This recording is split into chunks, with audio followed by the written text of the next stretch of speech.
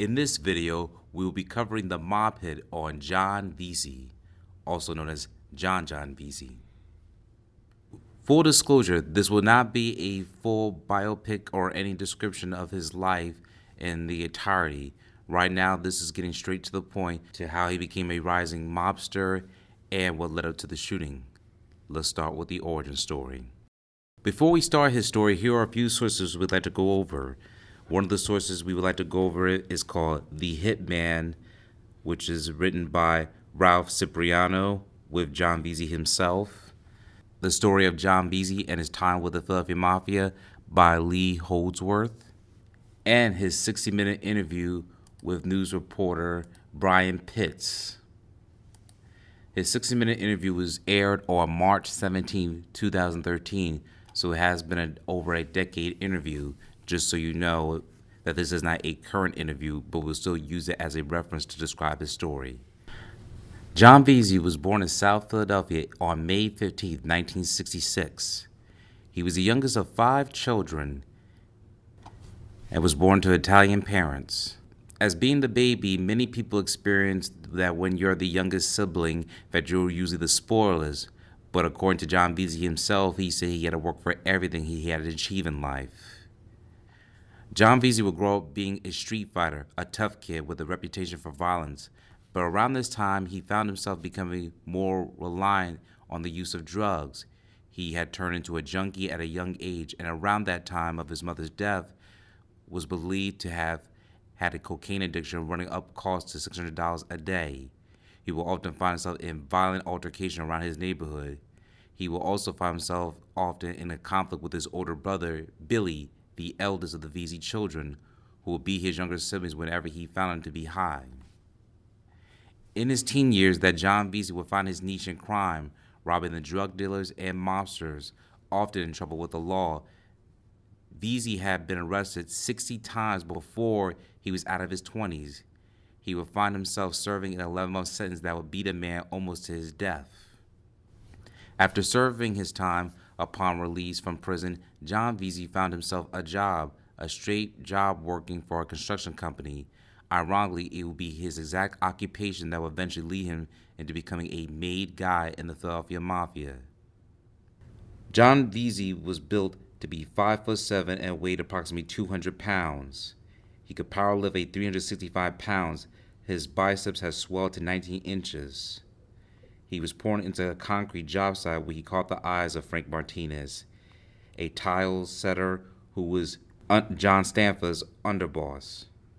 Martinez, a bearded 5'9", 185-pound former boxer, asked Veasey if he knew Joey Merlino. John Veasey answered, sure he did. To Veasey, the jockey-sized Merlino was just a rich little punk. When they were kids, Veasey took Merlino's gold card away from him. When they were doing time together in prison, Veasey helped himself to Merlino's brand new Nike sneakers, but Martinez wasn't thinking about robbing Joey Merlino. Martinez made a gun with his hand and asked Veasey if he'd be willing to whack Merlino for $10,000. No problem, Veasey said. On August 2, 1993, the day he joined the mob, John Veasey was 27 years old, recovering drug addict and armed robber and ex-con with a long rap sheet who was on a probation for the next 3 years. He had no money, no education, and no job prospects other than handling concrete for the rest of his life.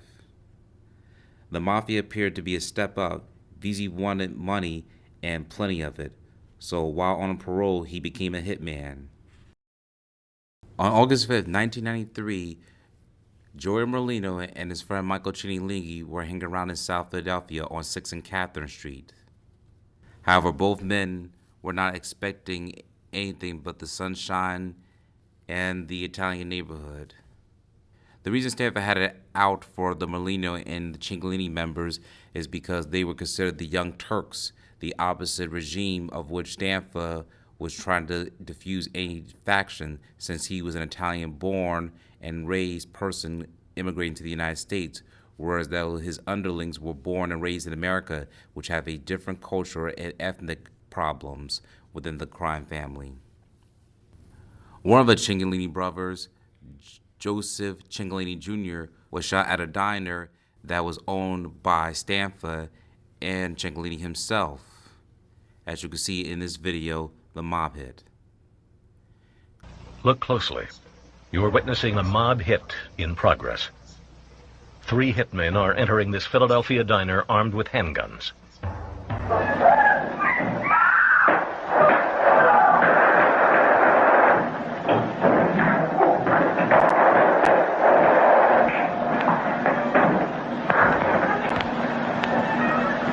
As the gunmen leave, they take one last look at their victim, who lies bleeding on the floor. Then they jump in a waiting car. No one is ever charged, but everyone agrees it was a mob hit. Ciancaglini Jr. was crippled for the rest of his life, and meanwhile, John Stanfa wanted revenge to who he believed were the culprits behind the mob hit. That includes Skinny Joey Merlino and Michael Ciancaglini, which also happens to be Joseph Ciancaglini Jr.'s brother, and these are all allegations that John Stanfa had brought against Merlino and Michael Ciancaglini. Now, as for payback, on August 5th, 1993, Joseph Skinny Joey Merlino and Michael Ciancaglini were at a clubhouse on 6th and Catherine Street. Meanwhile, John Veasey and Philip Coletti, another mobster that worked under the Stanfa regime, had to team up on a drive-by shooting. Philip Coletti will be the driver in a Ford Taurus vehicle, while John Veasey will be the hitter. They hesitate. John Veasey witnesses older brother Billy Veasey having a conversation with Merlino and Ciancaglini on 6th and Catherine Street. They turn around, and then when Billy Veasey was no longer seen visible with Merlino and Ciancaglini, John Veasey had opened fire, shooting against Merlino and Ciancaglini.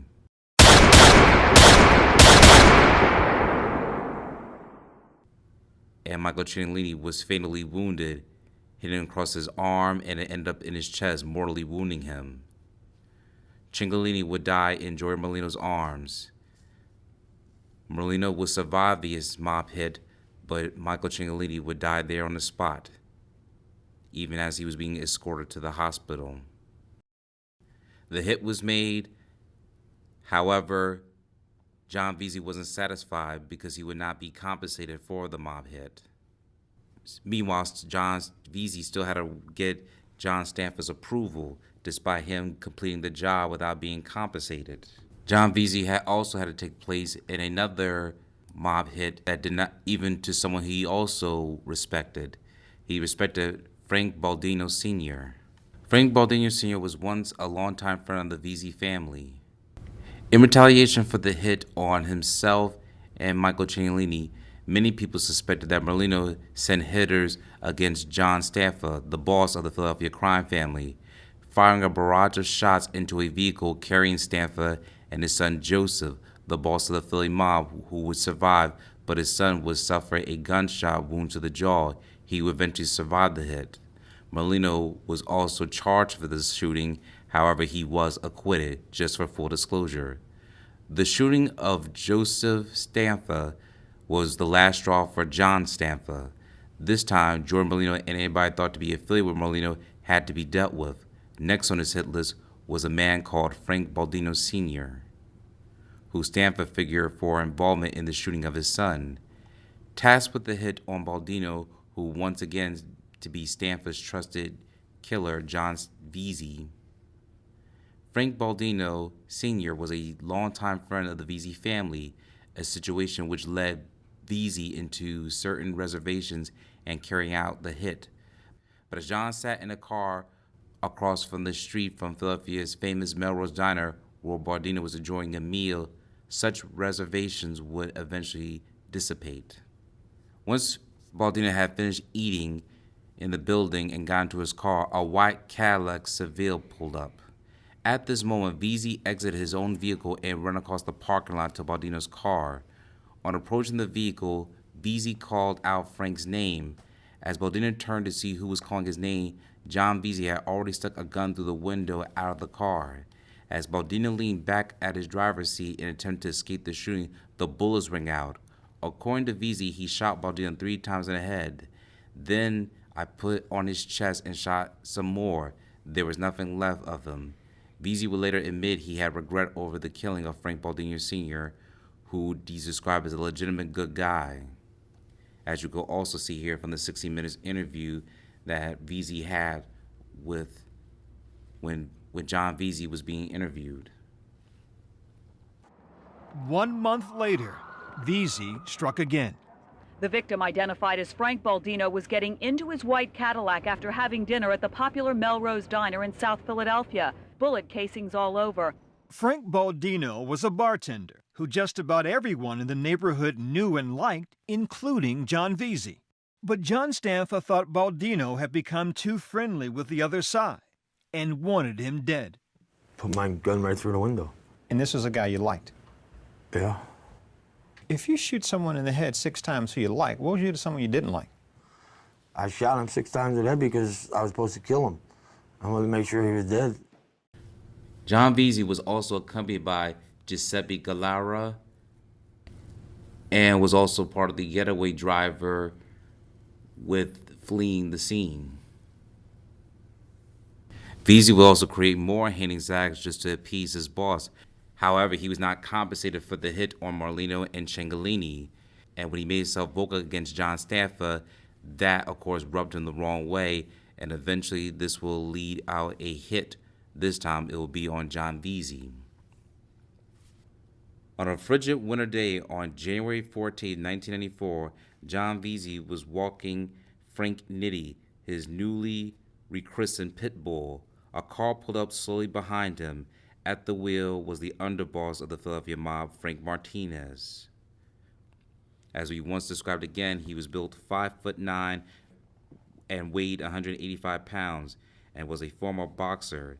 In the passenger seat was Vincent Al Pajamas Pagano, a muscular 6'3", 230-pound white-bearded mobster who got his nickname for putting people to sleep. In other words, mob hits. As you can see in this video, here is Frank Martinez and Vincent Pagano with John Stanfa on an FBI surveillance video. As you can see, Vincent Pajamas is very tall, standing out compared to everyone else around him, being at 6'3" with the white hair and was one of the older members of the group. Frank Martinez is 5'9" on the left-hand side. These two have collaborated on several different Philadelphia crime mafia hits. Meanwhile, they would escort John Veasey on 18th and 31 South 7th Street, which used to be a butcher shop during this time in the 1990s. Veasey was lured into an apartment by Martinez and Pagano on the second floor, as you can see here describing it in 60 Minutes. Veasey agreed to wear a wire and collect evidence, but he wasn't wearing it on the night he went to this South Philadelphia apartment with 2 trusted mob associates. Inside, everything was covered in plastic. It's not normal to walk in a room with plastic. But I did. I never thought anything. What did you think was about to happen? They told me they were painting. He was shot 4 times with a small caliber pistol, 3 times in the head, once in the chest. The guy shoots you in the back of the head. They are 2 men, 2 to 1. How'd you manage to get out? You fight. You do what you grew up doing. He wrestled a knife from one attacker, stabbed him, and ran from the building. The legend of John Veasey was born.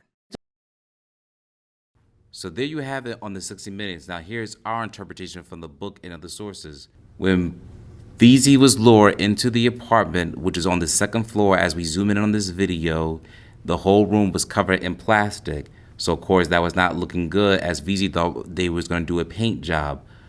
However, Frank Martinez pulled out a weapon and shot John Veasey 4 times, 3 times in the head and 1 in the chest. Miraculously, he survived, and he wrestled a knife from Martinez and stabbing him in the face before escaping with his life. He also attacked Pagano too, since he also was sitting across Veasey, not expecting him to retaliate with such strength and ferocity. While he was getting ready to testify against John Stanfa and 23 underlings of the Philadelphia mob in 1995, his brother Billy Veasey was shot while he was driving his vehicle in South Philadelphia, which filled Veasey with grown strength of revenge. While many underworld observers believe that would deter John Veasey to testify against John Stanfa, it backfired. Instead of John Veasey backing down from testifying against John Stanfa, he had more incentive because he knew that's what his brother Billy Veasey wanted, since he cooperated with him to walk away from the life, since he heard more information from the streets that many people were after John Veasey. John Stanfa will be sentenced to life, and also his associates. That includes Frank Martinez and Vincent Al Pajamas Pagano. All of them will have a very long life sentence. Vincent Al Pagano was sentenced to 80 years in prison in 1996. He died in federal penitentiary on February 20th, 2019 at the age of 89. Frank Martinez is still alive to this day and is still serving a life sentence. Meanwhile, John Stanfa is also alive at the time of this recording and is also serving many life sentences and will never probably see the light of day. John Veasey testified against John Stanfa and will create a whole ripple effect against the Philadelphia Mafia. One thing is certain: once John Veasey has survived multiple shots, especially to the head, and was willing to, and still was able to survive and attack those who, and was able to attack Pagano and Martinez, the legend of John Veasey was born. Not only was he a hitter himself, he became a victim of a mob head and is still alive to tell the tale even to this day. He is now married and has moved on with his life from the mob that he claims in the 60 Minutes News. However, many people are not convinced. Some people believe he will also retaliate to those who are involved in his brother's hit. He has his own projections of who he believes is responsible. However, that is another story that we will cover in the full biopic on Johnny Veasey. Meanwhile, this is the story of the mob hit on John Veasey and how he survived. If there's any other suggestions of mob hits that you have for us, please let us know in the comments below, and we'll be happy to go over with you. This is Infinitely Productions. Thank you for your time.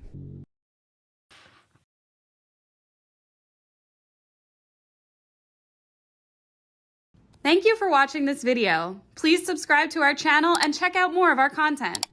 Feel free to give your feedback and suggestions on what we should do next in the comments. This is Infinitely Productions. We love ya.